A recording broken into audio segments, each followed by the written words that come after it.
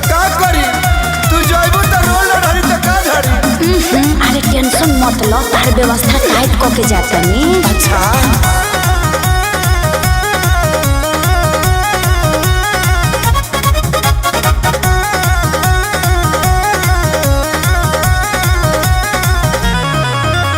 लगन में हो जाए शादी चली जाए वो हम ससुराल।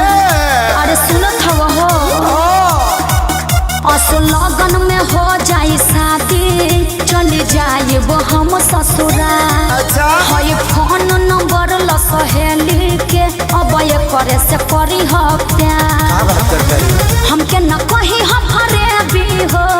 बिल्कुल ना जाने तुम तो जाने तुम तो जाने तुम तो मीठी जलेबी हो।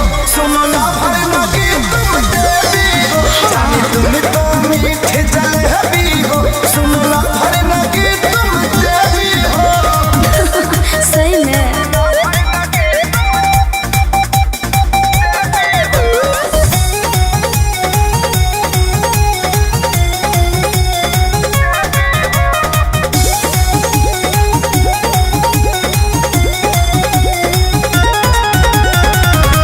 जबूरी हो ऐसे बदूरी हो अह बिया है मैं खाए तू पूरी हो। कब न रोही हो हमके न जोही हो पापा के इज्जत खातिर बाई जरूरी हो।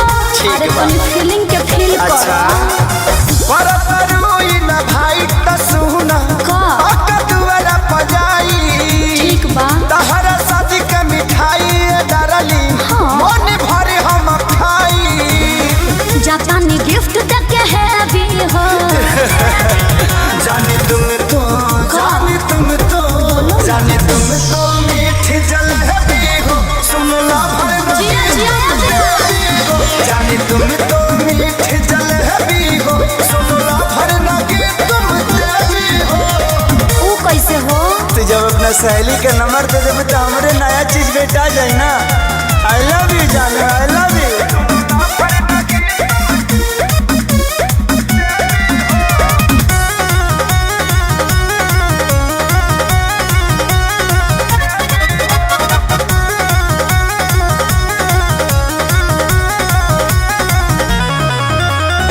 लुटी ह खूब मजा तो ताजा पाई के लभर हो।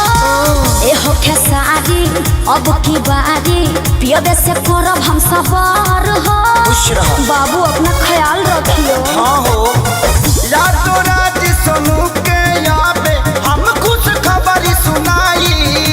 अच्छा बारू तू के तना तानी बतिया रे से बताई। अरे रखी ह ध्यान हमर बेबी हो।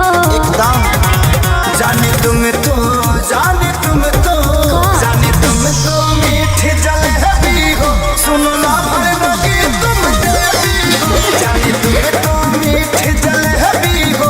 सुनो ना भरना की तुम देवी हो। कुछ भी बोलते हो है ना। जाने तुम तो मीठी जलेबी हो। सुनो ना भरना की तुम देवी हो। जाने तुम तो मीठी जलेबी हो। सुनो ना भरना की